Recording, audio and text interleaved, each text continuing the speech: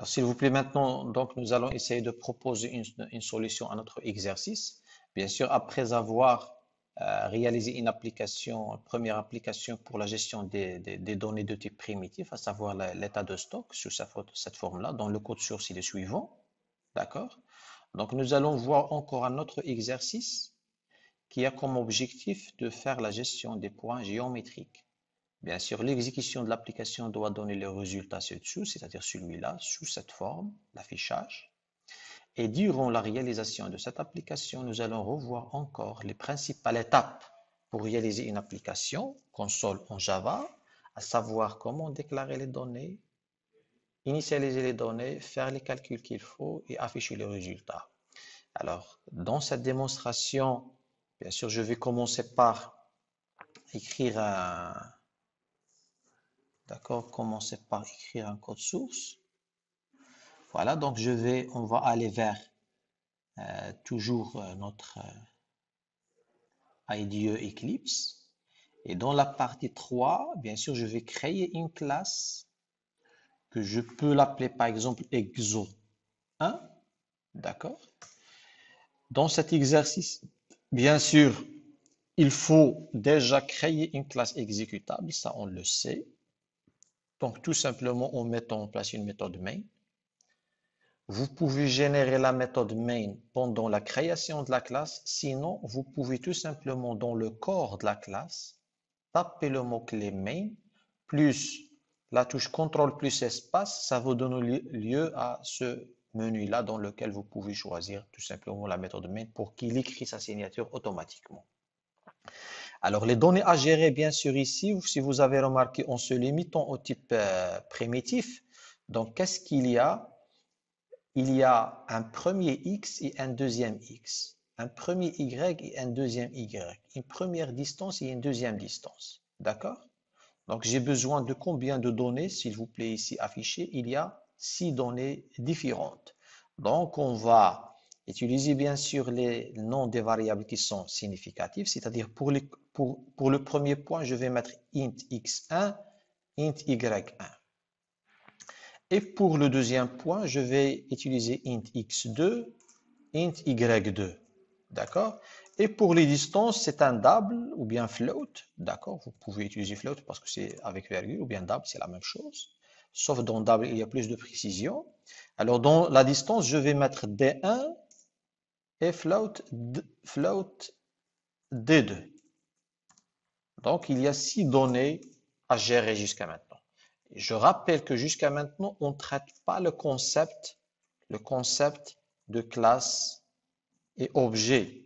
Si on traite le concept classe-objet, à ce moment-là, on aura une autre manière de gérer ce problème. Alors, mais jusqu'à maintenant, on utilise Java en tant que langage de programmation classique, c'est-à-dire ici, j'utilise pas l'approche objet. Alors maintenant, pour calculer, j'ai déclaré les données, ça c'est toujours la même logique pour n'importe quelle application. Donc déclarer les données, d'accord. 2, c'est initialiser ou bien saisir. Par la suite, on va voir la saisie avec scanner. Donc maintenant, on va tout simplement initialiser les données, d'accord. Pour initialiser, je peux mettre x1 égale à, par exemple, 1, y1 égale à 1, x2 égale à 2. Chaque donnée, pour l'utiliser dans le calcul, il faut qu'il y ait des valeurs. X, y2 égale à 2. Voilà. Donc, pour la première distance, nous avons dit nous allons utiliser la méthode, la classe math, et en particulier les deux méthodes qui sont soit POW ou bien SQRT. Donc, qu'est-ce qu'on fait pour math.pow, par exemple, comment l'utiliser? Math.pow, qu'est-ce qu'elle fait? C'est une méthode, pow c'est une méthode, power pour la puissance. Donc, elle prend un premier nombre, d'accord? Et le deuxième nombre, c'est le deuxième paramètre. Qu'est-ce qu'elle va faire, cette méthode-là? Elle va retourner 3 à la puissance 2. Si je vais afficher ce résultat, d'accord? Qu'est-ce que j'affiche? J'affiche 3 à la puissance 2 et exactement, je vais afficher je vais afficher 9. Donc, si j'exécute mon programme jusqu'à maintenant, qu'est-ce qu'il va afficher? Il va afficher tout simplement 9. Ça, c'est pour POW. Je peux aussi utiliser SQRT.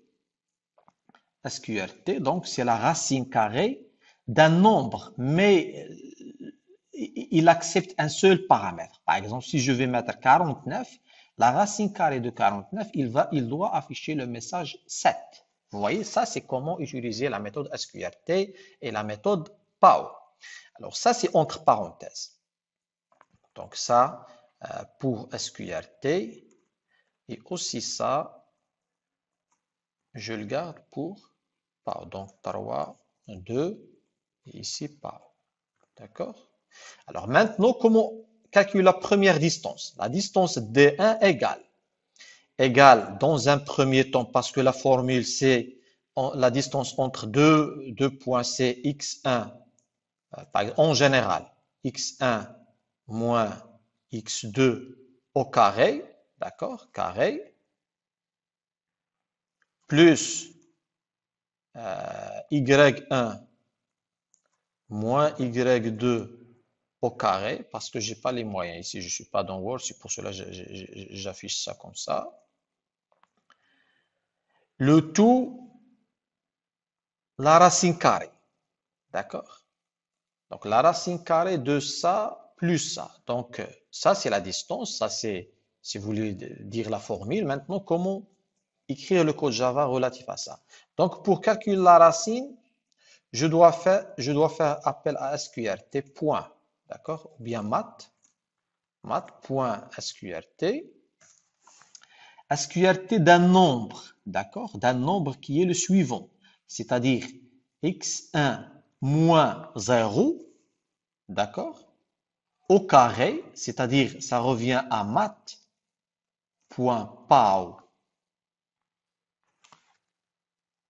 x1 moins 0 au carré, d'accord? Plus un autre math.pow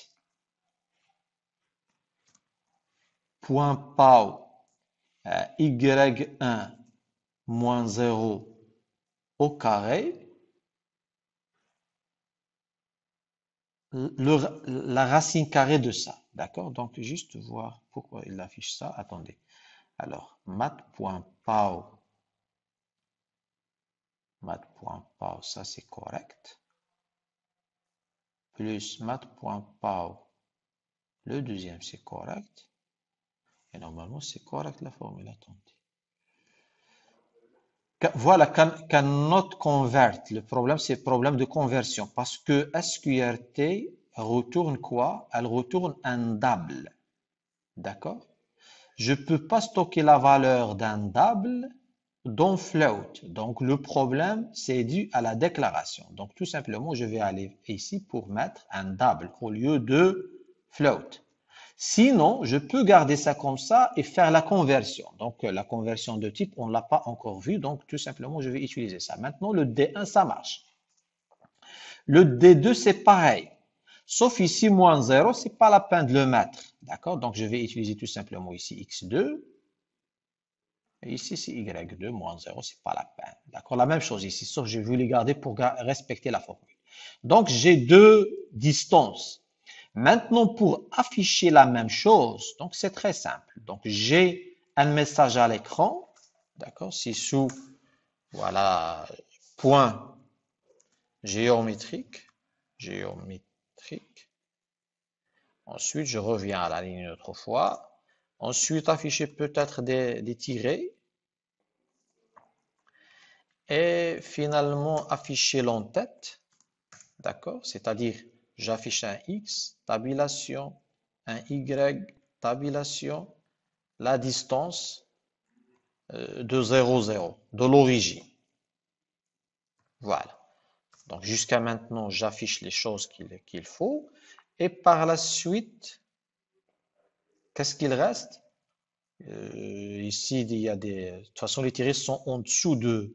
D'accord? Ça, c'est en dessous, dans l'entête. Voilà. Je l'agrandis un peu. Et maintenant, qu'est-ce qu'il reste? Je vais copier ça pour en fait faire le formatage qu'il faut. Je vais tout simplement utiliser print, D'accord? Pourcentage D, tabulation, c'est pas pourcentage D parce que le X c'est un entier. Attendez, le X c'est un entier. Oui, donc pourcentage D, ici encore pourcentage D, et là la distance c'est pourcentage point de F. Voilà. Alors la même chose, ça c'est le premier point. D'accord? Donc je vais tout simplement mettre X1 relatif à ça. Y1 relatif à la deuxième valeur et D1 relatif à la troisième valeur. Donc, je vais faire pareil pour le deuxième point qui est X2, Y2 et D2. Et voilà, finalement, si j'exécute le résultat de mon programme, je vais me retrouver avec la même sortie, c'est-à-dire le même affichage. Donc, voilà. Donc, ça, c'est une proposition de solution à cet exercice